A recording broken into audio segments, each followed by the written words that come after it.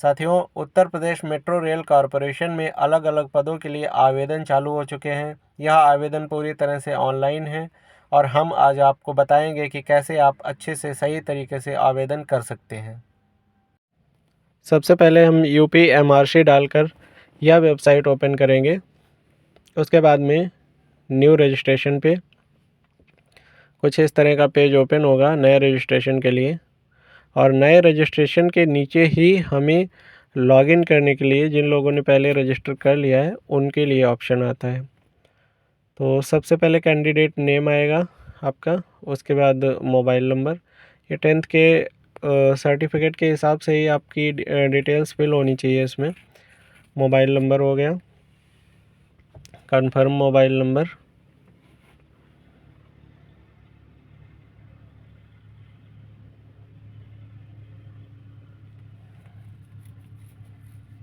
Mobile number same नहीं था यहाँ पे, हमने दोबारा एंटर किया है। ईमेल आईडी हमें अभी मिल नहीं पा रही है। आप सारी चीज़ें पहले ही रेडी करके रख लीजिएगा तो आपको कोई प्रॉब्लम नहीं होगी। हम आपको बताते चलें यहाँ पे कि इसमें 3 चीज़ें हमें ज़रूरी पड़ेंगी। 10th की मार्कशीट नहीं, फ़ोटो सिग्नेचर और जो भी, हाँ, फ़ोटो सिग्नेचर और एक हैंड रिटन डिक्लेरेशन फॉर्म हमको हाथ से लिख कर उस पर नाम लिख कर सिग्नेचर करके और डेट डाल के वो अपलोड करना होगा। बस 3 चीज़ें इसमें लगती हैं। ईमेल आईडी डालकर हमने ईमेल आईडी कंफर्म कर ली है। अब हम OTP जनरेट करेंगे।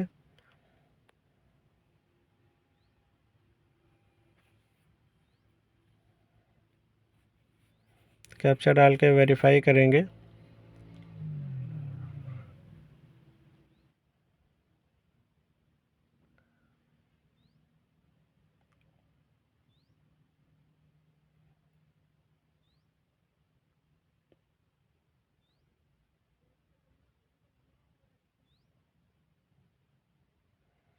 OTP डाल लेते हैं। OTP हालांकि जल्दी आ जाती है, किसी किसी वेबसाइट में, किसी फॉर्म में बहुत टाइम लगता है OTP आने में, इसमें ऐसा नहीं है। हम यहाँ पे कैंडिडेट नाम जो हमने सबसे पहले आपको बताया था वो लिखना भूल गए थे, हमने ध्यान नहीं दिया था। तो ये नाम लिखने के बाद हम इसको रीवेरीफाई कर लेंगे। अब ये देखिए, मोबाइल नंबर, ईमेल आईडी और कैंडिडेट नेम, इसमें टिक करने के बाद हम सबमिट कर लेंगे।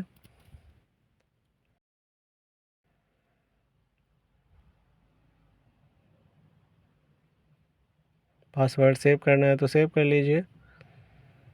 अब ये इसमें शो कर रहा है कि हमने सक्सेसफुली रजिस्ट्रेशन कर लिया है। अब गो टू एप्लीकेशन पे जाएंगे या लॉग आउट भी कर सकते हैं यहाँ से।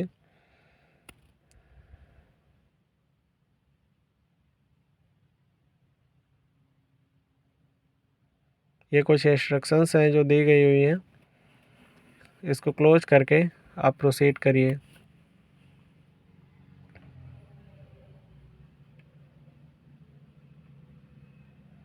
सिंपल सा फॉर्म है, बहुत कुछ करना नहीं है, बहुत ट्रिकी फॉर्म नहीं है। ये एप्लीकेशन नंबर दे दिया गया है, इसको आप चाहे तो कॉपी कर लीजिए या फिर ये ईमेल के थ्रू आपके फ़ोन में भी आ गया होगा।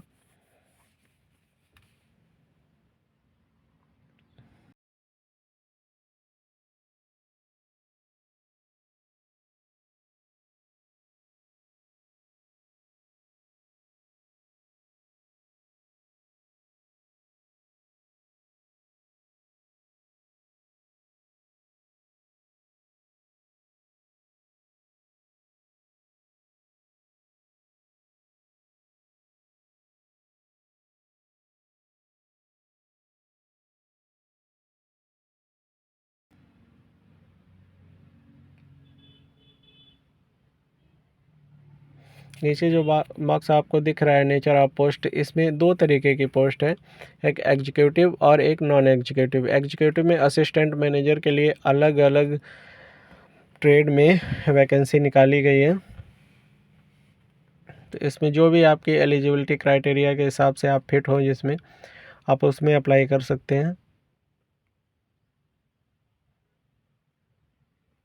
हमने यहाँ पे असिस्टेंट मैनेजर आर्किटेक्ट लिया है। यहाँ पे पूछ रहा है क्या आप मेट्रो रेल कॉरपोरेशन में पहले से एम्प्लॉय तो नहीं है, यहाँ पे नो कर दिया हमने। उसके बाद पूछ रहा था कि क्या आप उत्तर प्रदेश के रहने वाले हैं, तो हाँ उत्तर प्रदेश यस कर दिया। अगर आप यूपी से बाहर के हैं तो आप नो करेंगे। अनरिजर्व, इसमें आपको एक चीज़ ये है कि सभी कैटेगरी को एससी एसटी ओबीसी जनरल सबको एक ही कैटेगरी में रखा गया है। अनरिजर्व, यहाँ पे किसी भी तरीके का किसी भी कैटेगरी को कोई रिजर्वेशन नहीं मिल रहा है।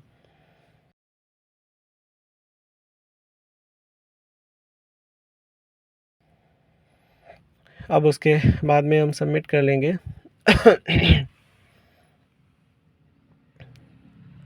मैरिटल स्टेट,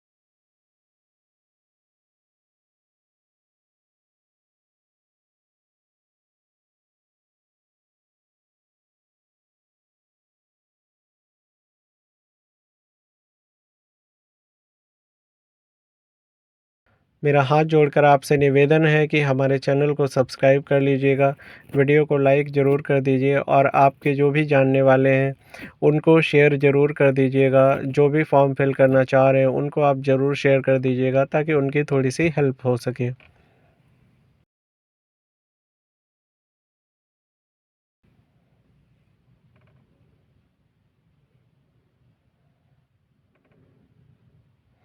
यहाँ पे इंस्टीट्यूट नेम 10th की डिटेल पूछ रहा है।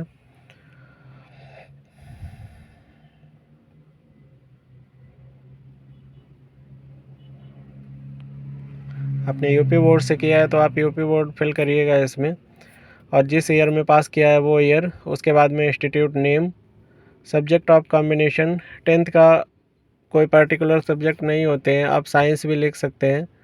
ठीक है, आप साइंस लिख दीजिएगा, उसमें कोई प्रॉब्लम नहीं होगी आपको। और नेक्स्ट कॉलम में हम परसेंटेज फिल करेंगे, आप परसेंटेज डाल दीजिए। उसके बाद में 12th की डिटेल।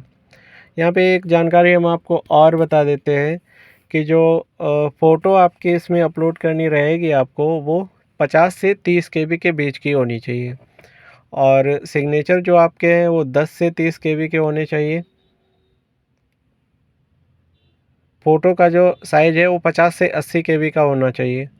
अगर मैं गलत बोल गया हूँ तो करेक्ट कर रहा हूँ। 50 से 80 केबी के बीच की फ़ोटो होनी चाहिए और सिग्नेचर 10 से 30 केबी का होना चाहिए। और जो आपको हाथ से लिखकर डिक्लेरेशन जो अपलोड करनी है वो आपकी 100 केबी से लेकर 1 एमबी की होनी चाहिए। वो पीडीएफ में भी चल जाएगी, बाकी फ़ोटो और सिग्नेचर जेपीजी में ही होने चाहिए।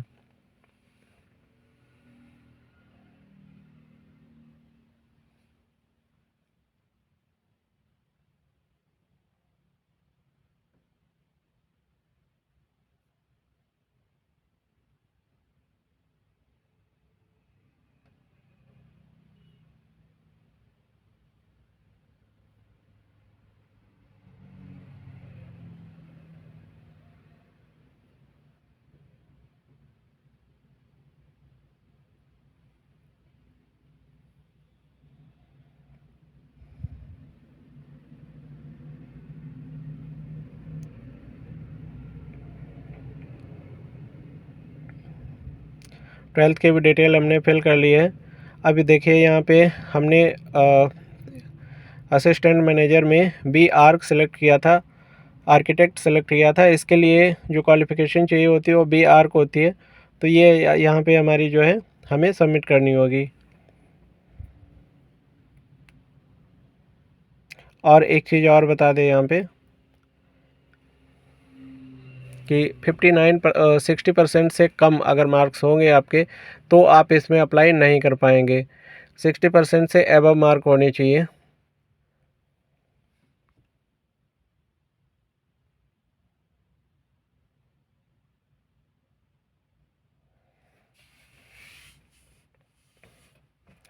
हमने वहाँ पे जो हाथ से लिखकर डिक्लेरेशन अपलोड करनी होती है वो लिखी हुई होती है, और ये हमने पेपर पे लिखकर आपको पहले ही रख ली थी आपको दिखाने के लिए। यहाँ पे देखिए कैंडिडेट का नाम, सिग्नेचर और नीचे डेट पड़ी होती है, तो इसको हम सेव करके रख लेंगे पहले ही। जब भी आप फ़ोटो अपलोड करने वाले सेक्शन में जाएंगे तो नीचे आपको ये लिखा दिख जाएगा, अभी हम आपको दिखाएंगे।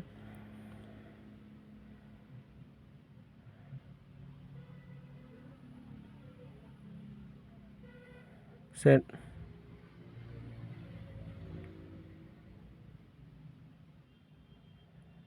3 एग्जामिनेशन सेंटर चॉइस करने को हमें मिलते हैं, हम इसमें सेलेक्ट कर लेंगे। उसके बाद फ़ोटो अपलोड करने के लिए जाएंगे।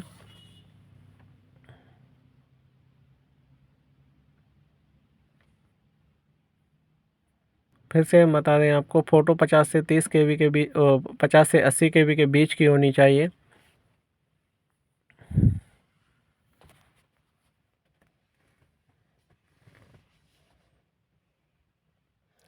और सिग्नेचर जो है 10 से 30 केबी के बीच का होना चाहिए, जेपीजी फाइल चल जाएगी, जेपीजी या जेपीईजी होनी चाहिए।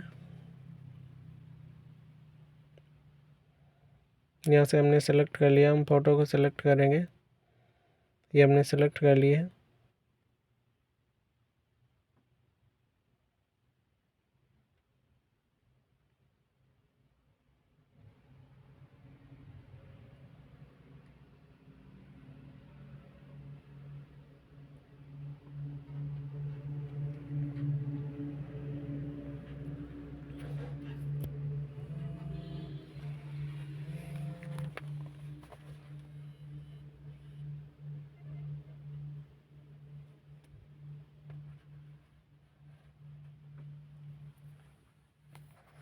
यहाँ पे सिग्नेचर अपलोड कर देंगे हम।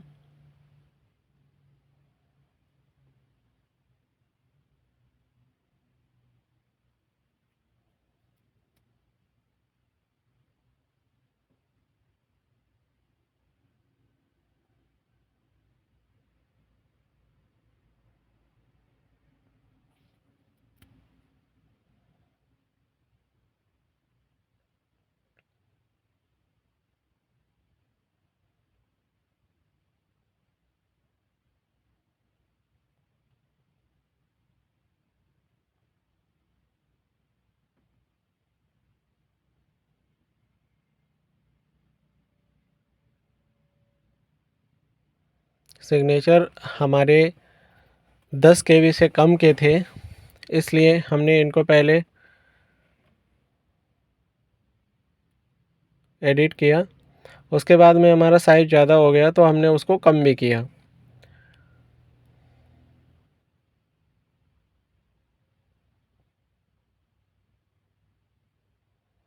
उसके बाद सिग्नेचर अपलोड करने के बाद में हम सेल्फ डिक्लेरेशन वाला फॉर्म अपलोड कर देंगे जो हमने हाथ से लिख रखा था। उसके बाद में इन तीनों को हम व्यू वाले ऑप्शन पे जाके देख लेंगे। अगर ये नहीं देखेंगे तो अभी आगे चल के ये बता देगा कि आप पहले उसको व्यू करिए, उसके बाद में सबमिट होगा।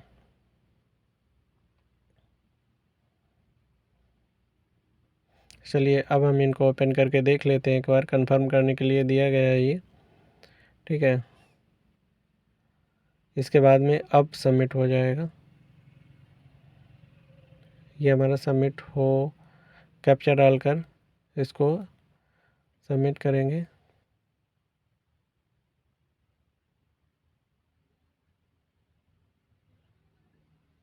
करनी होगी एग्ज़ाम फ़ीस, वो उसमें भी किसी तरह का किसी भी कैटेगरी को, रिजर्व कैटेगरी जो है उनको कोई भी एक्स्ट्रा बेनिफिट नहीं दिया गया है। सबके लिए ये 1180 रुपये ही रहेगी हर कैटेगरी के लिए। उसके बाद में पेमेंट ऑप्शन पे हमें आ जाएंगे।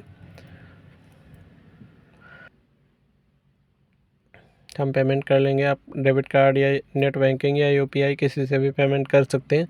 हम यहाँ पे सेलेक्ट करेंगे यूपीआई को, क्योंकि यूपीआई और यूपीआई में क्यूआर कोड के थ्रू पेमेंट करेंगे। ये सबसे ईजीएस्ट वे है आजकल पेमेंट करने का, तो उसी के थ्रू हम पेमेंट करेंगे। और हम पेमेंट को सक्सेसफुली डन नहीं करेंगे, क्योंकि ये फॉर्म हमने सिर्फ आपको बताने के लिए बनाया था ये वीडियो, इसलिए हम इस वीडियो को यहीं पे एंड करते हैं। और आप जब जैसे ही पेमेंट सक्सेसफुली सबमिट करेंगे, उसके बाद आपको कुछ नहीं करना होगा। एक कन्फर्मेशन पेज आपको मिल जाएगा, उसको आप प्रिंट करके या सेव करके रख लेंगे, आपका फॉर्म बस अप्लाई हो जाएगा। ठीक है, तो प्लीज़